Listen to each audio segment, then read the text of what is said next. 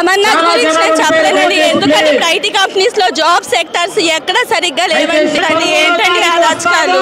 ఎలాగైనా యాదవ్ దిగాలి, జైలుకి వెళ్ళాలి. పనికి మాకు ఎందుకో జగన్ మీద ఇంకా ఉన్న నమ్మకం అంతా పోయిందండి. ఎప్పుడైతే వచ్చి మొత్తం అంతా నాశనం చేస్తాడు, ఇంకా అతనికి ఎలా వేస్తాం మనం ఓటు? మన వైజాగ్ లో ఉంటే కంపెనీస్ అనేవి మనం ఇక్కడ చేసుకోవడానికి బాగుంటుంది, మనీ సేవింగ్స్ కూడా బాగుంటుంది మనకి.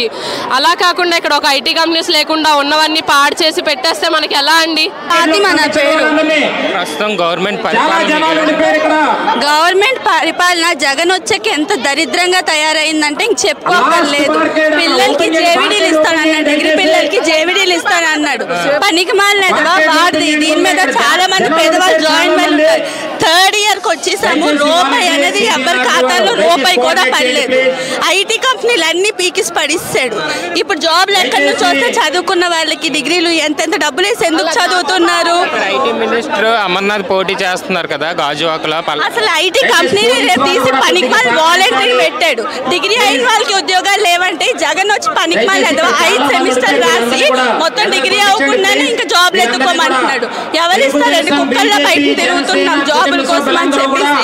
చదివినప్పుడు ఎవరండి అంటారు? పిచ్చిళ్ళు వచ్చేవి, పిచ్చిళ్ళన్నీ పీకేసి పడిస్తాడు. రేట్లు చూస్తే ఆకాశానికి ఉన్నాయి.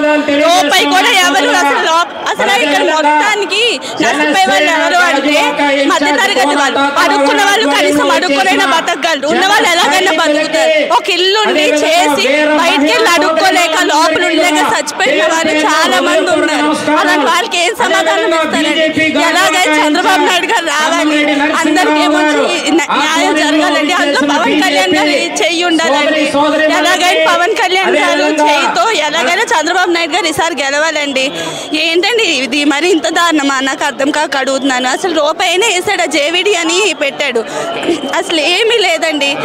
అసలు ఐటీ కంపెనీస్ అని పెట్టాడు. మొత్తం డిగ్రీ అయిన వాళ్ళకే లేవు. 5 సెమిస్టర్ రాసి బయటకి వెళ్ళి ఎత్తుక్కోమంటాడు. ఎవరైనా ఎత్తుక్కుంటారండి. రేట్లు ఏమండి? ఏంటంటే ఇప్పుడు ఎలక్షన్లు వచ్చారు, ప్రతిదానికి రేట్లు తగ్గించేస్తే ఎవరండి అతనికి ఓట్లు వేస్తారు? పింఛన్లు తీస్తాడండి. అసలు ఏంటండి? ఒంటరి మహిళ అంటే ఏంటి? డైవర్స్ ఇచ్చిన వాళ్ళైనా తాగుబోతోళ్ళు ఉండరా? ఇంకా వదిలేసి డైవర్స్ తీసుకోలేని వాళ్ళు ఉండరా? అలాంటి వాళ్ళకి పింఛన్ తీసేస్తే అలాగండి బతుకుతారు. ఒక రూపాయి ఇల్లు ఉండకూడదంటే ఇప్పుడు ఆడు ఇచ్చిన 2000 ఇల్లు లేకుండా రోడ్డు మీద బతకాలండి. ఏంటండి ఆ రాజకాలు? ఎలాగైనా యాదవ్ దిగాలి, జైలుకి వెళ్ళాలి. పనికి మాలినది. ఇక్కడ ఐటీ శాఖ మంత్రి అమర్నాథ్ పోటీ చేస్తున్నారు. మీరు బీటెక్ చదివాని అంటున్నారు కదా, డిగ్రీ కంప్లీట్ చేశాను అంటున్నారు. మీరు ఫస్ట్ టైం ఓట్ వేయడమా? మీరు ఫస్ట్ టైం ఓట్ వేయడం? మీ ఫస్ట్ ఓట్ ఎవరికి వేద్దాం అనుకుంటున్నారు? అమర్నాథ్ గారి పరిపాలన మీకు ఏ విధంగా? అమర్నాథ్ గారి పరిపాలన నాకైతే ఏం అనిపించలేదండి. పల్లా శ్రీను గారు ఉండేది ఏదైనా పల్లా శ్రీను గారిదేనండి. అతనుకున్న ఎడ్యుకేషన్, అతనుకున్న మైండ్ సెట్, పిల్లలకి అతను సహాయం చేసే విధానం ఏదైనా పల్లా శ్రీనివాస్ గారి దగ్గర ఎవ్వరు పనికిరారండి. నెక్స్ట్ ఎమ్మెల్యే అయితే అతనే అవ్వాలి. అందరి సపోర్ట్ అతనికే.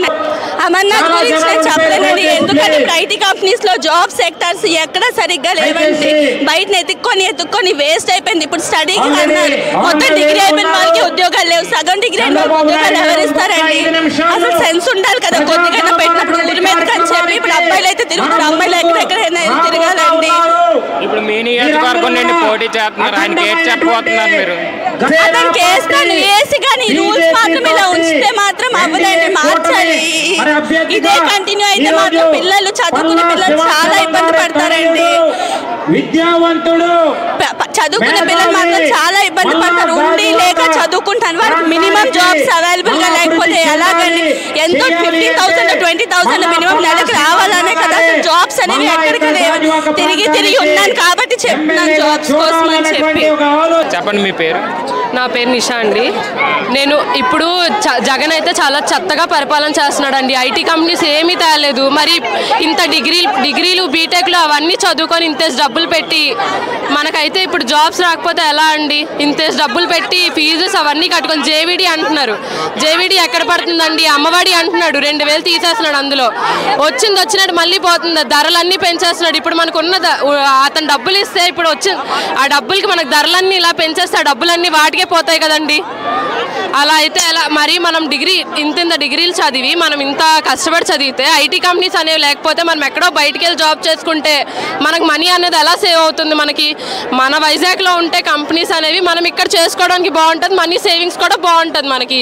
అలా కాకుండా ఇక్కడ ఒక ఐటీ కంపెనీస్ లేకుండా ఉన్నవన్నీ పాడు చేసి పెట్టేస్తే మనకి ఎలా అండి? ప్రస్తుతం ఇక్కడ ఐటీ శాఖ మంత్రి గాజువాకలో పోటీ చేస్తున్నారు, పల్లశ్రీని పోటీ చేస్తున్నారు. వీళ్ళిద్దరి మధ్య పోటీ ఏ విధంగా ఉంటుంది? పోటీ అయితే చెప్పలేం కానీ మేమైతే సైకిల్కే ఓటేస్తామండి.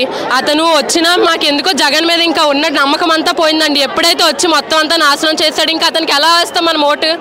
మా ఫస్ట్ ఓట్ అయితే మేము ఇప్పుడు చంద్రబాబు నాయుడుకే వేస్తామండి. ఇప్పుడు నాకు ప్రెసెంట్ ఫస్ట్ ఓట్ నేను చంద్రబాబు నాయుడుకి వేసి అతనే మళ్ళీ మాకు రావాలని చెప్పి మేము కోరుకుంటామండి. చంద్రబాబు నాయుడు అతను వస్తే మనకి మంచి స్కీమ్స్ అనేవి ఉన్నాయి, ఐటీ కంపెనీస్ వస్తాయన్న నమ్మకం మాకుందండి. ఇతను ఏం చేశాడు వచ్చి ఒక మాట చెప్పండి మీరే.